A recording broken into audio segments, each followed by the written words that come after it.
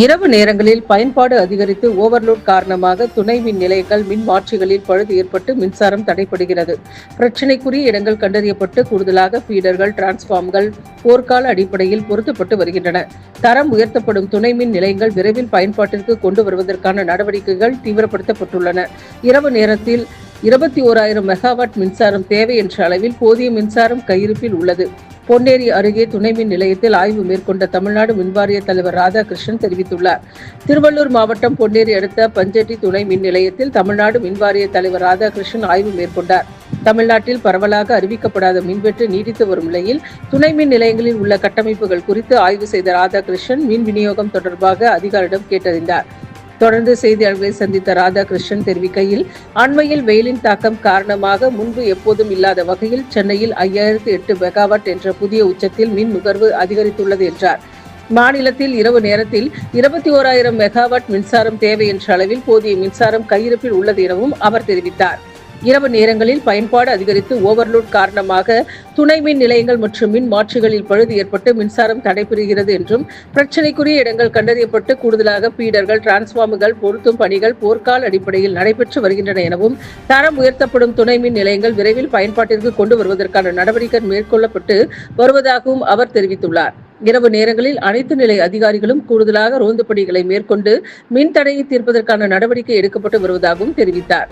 11 நிறுவனங்கள் பல்வேறு வளர்ச்சிப் பணிகளுக்காக சாலையை வெட்டும் பணிகளில் மேற்கொண்டு வருவதுடன் மின் தடைக்கான பிரச்சினைகளில் ஒன்றாக உள்ளதாகவும், அவர்களையும் மின்துறையுடன் ஒருங்கிணைத்து பணிகளை மேற்கொள்ள அறிவுறுத்தி உள்ளதாக கூறினார். மின்வெட்டை தீர்ப்பதற்காக கடைநிலை ஊழியர்கள் தீவிரமாக களப்பணி ஆற்றி வருவதாகவும் தெரிவித்தார்.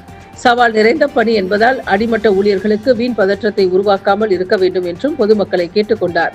பிரச்சினைகளை தீர்ப்பதற்காக கூடுதல் பணியாளர்களை நியமித்து நடவடிக்கை எடுத்து வருவதாகவும் கூறினார். பல ஆண்டுகளாக உள்ள மின் ஒயர்கள், மின் கம்பங்கள் மாற்றாதது குறித்த கேள்விக்கு பொதுமக்கள் அளிக்கும் புகார்களை உடனுக்குடன் புகார் புத்தகத்தில் பதிவு செய்திட வேண்டும் என கடைநிலை ஊழியர்களுக்கு அறிவுறுத்தப்பட்டு வருவதாகவும், ஊடக செய்திகள், சமூக ஊடகங்கள் வாயிலாக வரும் புகார்கள் தொடர்பாகவும் உடனுக்குடன் நடவடிக்கை எடுத்து வருவதாகவும் கூறினார். நிதி பற்றாக்குறையிலும் ஊழியர்களை கொண்டு மின்வெட்டு பிரச்சினையை தீர்த்து வருவதாக தெரிவித்த போது, நிதி பற்றாக்குறையின் போது 200 யூனிட் இலவசம் மின்சார திட்டம் தொடர்பான செய்தியாளர் கேள்விக்கு கொள்கை அடிப்படையிலான விஷயங்கள் தொடர்பாக தற்போது பதில் அளிக்க முடியாது என கூறிய ராதாகிருஷ்ணன், மின்வெட்டு பிரச்சினையை தீர்ப்பதற்கான பணிகளில் தற்போது கவனம் செலுத்தி வருவதாகவும் தெரிவித்தார். ஜிஐஎஸ் அந்த மாதிரி பல்வேறு திட்டங்கள் இருக்கு. ஏன் இதை நம்ம ஆய்வு பண்ணி முடிக்க விடுறோம்னாக்க, அண்மை காலங்கள் நீங்க பார்த்திருப்பீங்க, இந்த பொதுமக்களுக்கே ஒரு அச்சம் என்னன்னாக்க, வெயில் அதிகமா இருந்து 3 நாள் முன்னாடி 5014 மெகாவாட் தமிழ்நாட்டுல அந்த சென்னையில மட்டும் அந்த மின்சாரம் கன்சியூம் ஆயிருக்கு. அந்த ஒரு பர்டிகுலர் 10:30 மணி அளவுல, 10:30 11 மணி அளவுல. ஸோ பவர் இருக்கு. பவர் அவைலபிலிட்டி இப்போ ஒரு நேஷன் ஒரு கிரிட் அப்படிங்கிறதுனால நமக்கு ரீஜனல் இடம், மாநிலத்துல ஒரு 21,000 மெகாவாட் இரவு நேரங்களில் தேவைப்படுது. அதற்கு தேவையான பவர் இருக்கு. அப்படி இருக்கும்போது என்ன பிரச்சனைன்னு பல பேர் கேட்கறாங்க. பிரச்சனைகள் இருக்கிறது பூராவுமே நமக்கு இந்த அண்மை காலங்களில் வருது பார்த்தீங்கன்னா, ஒரு ரெகுலரா சில இடங்கள்ல நமக்கு அந்த சப்ஸ்டேஷனோட ஓவர்லோட் ஆகுது, இல்லையா டிரான்ஸ்ஃபார்மர் ஓவர்லோட் ஆகுது. அது குறிப்பா நமக்கு இந்த மாதிரி ஓவர்லோட் ஆகும்போது அந்த பர்டிகுலர் ஒரு கடைக்கோடி பகுதியிலையும் பிரச்சனை வருது. அதே மாதிரி சில இடங்கள்ல ஒரு குறிப்பா நான் சொல்வேன், காசர்பாடி எம்கேபி நகர், ஜிகேஎம் பள்ளியில அண்மையில பிரச்சனை வந்தது, பூம்பார் நகர். அது மட்டும் இல்லாமல் நம்ம அம்பத்தூர் புதூர் ஏரியால வந்தது, அரும்பாக்கத்துல ஒரு நாளைக்கு அப்படி பிரச்சனை வந்தது, இன்னொரு மடிப்பாக்கம்ல தொடர்ந்து 2 நாள் பிரச்சனை வந்தது. ஸோ இந்த மாதிரி பாத்தீங்கன்னா அல்டிமேட்டா நமக்கு ப்ராப்ளம் ஸ்பாட்னு ஐடென்டிஃபை பண்ணும்போது, சென்னையிலேயே 38 லட்சம் கன்சியூமர்ஸ் இருக்காங்க. எல்லா கன்சியூமர்ஸ்க்கும் இந்த பிரச்சனை இல்லை. ஆனா இந்த ப்ராப்ளம் ஸ்பாட் இருக்கக்கூடாது. அதே மாதிரி ஊட்டுக்காடு, ஈசிஆர் அந்த பகுதியில அந்த ப்ராப்ளம் ஸ்பாட் ஏரியாஸ்ல நமக்கு டிஸ்ட்ரிபியூஷன்ல சேலஞ்சஸ் வருது. ஏன் இந்த சேலஞ்ச் வருது, இது வரைக்கும் என்ன பண்றாங்கன்னு சில பேர் கேள்வி கேட்கறாங்க. அதுக்கும் நான் சொல்றேங்க, இந்த பகுதியில அதிவேகமா வீடுகள் வளரும் பொழுது வீடுகளோட எண்ணிக்கை வளருது, இல்லையா பழைய நகரங்கள் அதுல இருக்கக்கூடிய கேபிள் ரொம்ப பழசாயிடுது. Ageing infrastructure transformer, distribution transformer, junction boxes இதெல்லாம். ஸோ இது அந்த பகுதியில சில ஏரியால போனோம்னா அந்த புதுசா போடுறதுக்கு இடம் இல்லை. அந்த மாதிரி சிலது பல திட்டங்கள் முடியும் தருவாயில இருக்கு, அந்த ஏரியால பண்ணோம். இப்போ அதை தீர்வு செய்தற்கு இதை எக்ஸ்பிளைன் பண்றதுமே எல்லாருக்கும் சொல்யூஷன் வேணும். எல்லா பகுதியிலையும் கொஞ்சம் நேரம் தாழ்த்தியோ அவங்க இமீடியட்டா பண்ணிடுறாங்க, இல்லையா கொஞ்சம் சற்று நேரம் பிடிக்கிறது. அது என்ன காரணம் அப்படின்னு மாண்பு முதலமைச்சராலையும் பல்வேறு ஆய்வுகள் நடந்திருக்கு. மாண்பு அமைச்சருக்கு வாரத்தில் 3-4 நாள் ஆய்வு நடத்தி கொண்டிருக்கார்கள். இப்ப நாங்க இந்த ப்ராப்ளம் ஸ்பாட் இருக்கக்கூடிய 15-20க்கு project Madipakkam, project GKM colony, project Villivakkam, project Vyasarpadi அப்படின்னு அந்த ஏரியால மட்டும் கூடுதல் ஃபீடர் போடுறது, உடனடியாக கூடுதல் டிரான்ஸ்ஃபார்மர்ல அடிஷனல் சிங்கிள் போல் டிரான்ஸ்ஃபார்மர், அது தொழில்நுட்ப அதிகாரிகள் பொறியாளர்கள் இருக்காங்க, அவங்களோட சொல்யூஷன் பேஸ்டா உடனடியா எப்படி சால்வ் பண்ணணும்னு சில ஏரியால போட்டதுல அங்க உடனடி தீர்வு கிடைத்திருக்கு. அதே நேரத்தில் இதற்கான நிரந்தர தேர்வு கிடைக்கணும்னா இந்த மாதிரி உள்ள கூடுதல் சப்ஸ்டேஷன்ஸ் அதெல்லாம் விரைந்து முடிக்கிறதுக்கு முடியும் தருவாயில் இருக்கிறத வேகமா எடுக்கணும். அதுக்கப்புறம் பல ஆண்டுகளாக நிதி சவால்கள் இருக்கிற காரணத்தினால சில காரணங்கள்ல எடுக்க முடியாத பட் தேவை உள்ள சப்ஸ்டேஷன்ஸை அதற்கான ஒப்புதல் முதலமைச்சரும் அமைச்சரும் உடனடியாக கூட நடவடிக்கை எடுத்திருக்காங்க. அதையும் பேரலா பண்ணோம். அதே மாதிரி டிஸ்ட்ரிபியூஷன் டிரான்ஸ்ஃபார்மர், ஃபீடிங்ல நம்மளோட ஜங்ஷன் பாக்ஸஸ் மாத்துறது, அதுக்கப்புறம் ஃபியூஸ் கால் ஆஃப் புதுசா ஏற்கனவே மின்னகத்துல நம்ம போடுறோம், பட் மின்னகத்துல போய் வரதுக்கு லேட்டா இருந்தா அந்தந்த பகுதியில கூடுதலாக 70க்கு மேல 77 ஃபியூஸ் கால் ஆஃப் போட்டிருக்கோம். இரவு நேரங்கள்ல ரோந்து பணிகள் 120 வாங்கினத்துல ரோந்து பணிகள் மேல் அதிகாரியிலேருந்து அடிமட்ட அதிகாரிகள் ஏற்கனவே உள்ள அதிகாரிகளுக்கு உறுதுணையா இருக்கிறதுக்கு நடவடிக்கை எடுத்திருக்கோம்.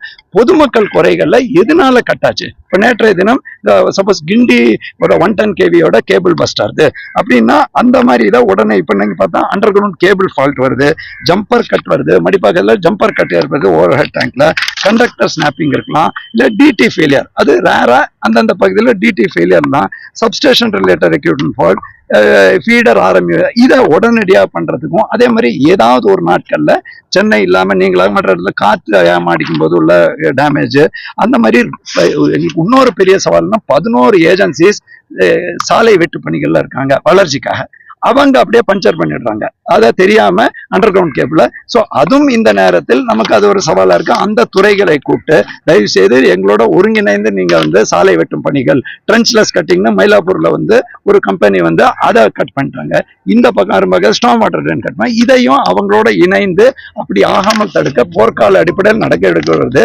தயவுசெய்து பொதுமக்கள் தேவையற்ற நம்ம அடிமட்ட ஊழியர் உங்களுக்கு தெரியுங்க, எலக்ட்ரீஷியன், லைன்மேன், வயர்மேன், அவங்கெல்லாம் சில பேர் ஹாட்லைன்னா லைவ் வயர்ல வேலை பார்க்குறாங்க.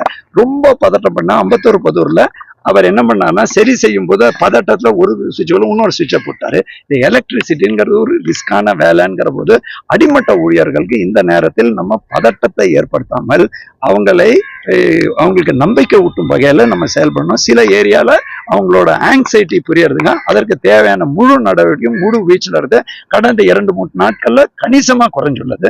அதே நேரத்தில் நமக்கு இரவு இது தினம் பூரா டே டைம்லயும் இயல்பா இருக்கக்கூடிய நம்ம தமிழ்நாட்டில் பார்த்தீங்கன்னா 4,47,000 கிலோமீட்டர் டிஸ்ட்ரிபியூஷன் டிரான்ஸ்ஃபார்மர் இருக்கு. சென்னையில மட்டும் 40,798 டிஸ்ட்ரிபியூஷன் டிரான்ஸ்ஃபார்மர்ஸ் இருக்கு.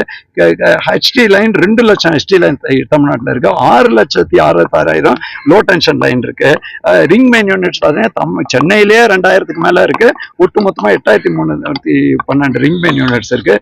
தமிழ்நாட்டில் ஆல்மோஸ்ட் 2000 சப்ஸ்டேஷன், 283 புதிய சப்ஸ்டேஷன் பணிகள் நடக்கிறது. இப்படி எல்லாம் சென்னையில மட்டும் 250 இருக்கும்போது நம்ம அந்த மாதிரி சில சவால்கள் இந்த வெயில் காலம் குறிப்பா இந்த மாதிரி முந்தானேத்திக்கு 5000 இதெல்லாம் தாண்டும் போது அதையும் மீறி முழுசா கொடுக்கும் போது இந்த மாதிரி சில சவால்களையும் நேரடியாக அதை டாக்கிள் பண்றதுக்கு கூடுதல் பணியாளர்களையும் பணியமர்த்திருக்கோம். அவங்களுக்கு ஏற்கனவே தெரியும் பல்வேறு காரணங்கள்னால நமக்கு அந்த வேகன்சிஸ் இருந்தது, பர்டிகுலர்லி அடிமட்டம். அதுக்கு நடவடிக்கை எடுத்த போதிலும் அந்த நேரத்தில் நம்ம அதை காரணம் சொல்லக்கூடாதுங்கிறது ஏற்கனவே உள்ள பணியாளரையும் கூடுதலாக அமர்த்தி நிரந்தர பணியாளர் நியமிக்கிறதும் போர்க்கால அடிப்படையில நடவடிக்கை நடக்குது. சார், இப்போ பல பகுதியில பாத்தீங்கன்னா 30-40 ஆண்டுகளுக்கு முன்னாடி போடப்பட்டதும் மின் உயர் அழுத்த மின் கம்பிகள் பயன்பாட்டுல இருக்கு. அடிக்கடி பிரச்சனை ஆகுது. அது மட்டும் இல்லாம பாத்தீங்கன்னா மின் கம்பங்கள்லாம் எலும்பு கூட மாதிரி அதுல இருக்க சிமெண்ட் கலவை உடந்து போயிருக்கு. இது பொதுமக்களுக்கு அச்சுறுத்தலை ஏற்படுத்த வழியில இருக்கு. இதை மாத்துறதுக்கான என்ன நடவடிக்கை எடுங்க? பல முறை மக்கள் கொடுத்தாலும் மின்வாரி அதிகாரிகள் அதை நடவடிக்கை எடுக்கிறீங்கல்ல?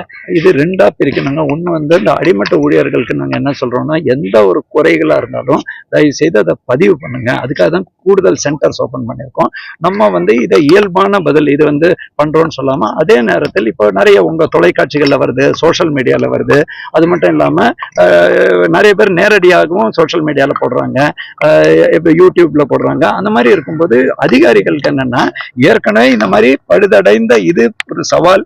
உங்களுக்கு தெரியும், நிலைமை நிதி நிலைமை ஒரு சவாலா இருக்கிறதுனால தற்பொழுது நமக்கு இந்த 2-3 பவர் சப்ளை செய்யக்கூடிய வங்கிகள் நல்ல அதற்கான தேவையான திட்டங்களுக்கு ஒதுக்கீடு செய்யலாம்னு சொல்லியிருக்காங்க. முதலமைச்சர் ஆய்வுக்கூட்டத்திலையும் இது மாதிரி ஏஜிங் இன்ஃப்ராஸ்ட்ரக்சர் அனைத்தையும் பேஸ்ட் மேனர்ல 25 ஆண்டு முடிந்தது, 20 ஆண்டு முடிந்தது, தேவைக்கேற்ப அதை மாத்துறதுக்கு கர்டிபிள் போல்ஸ் எல்லாம் 3 லட்சம் போல் கையிருப்புல இருக்கு.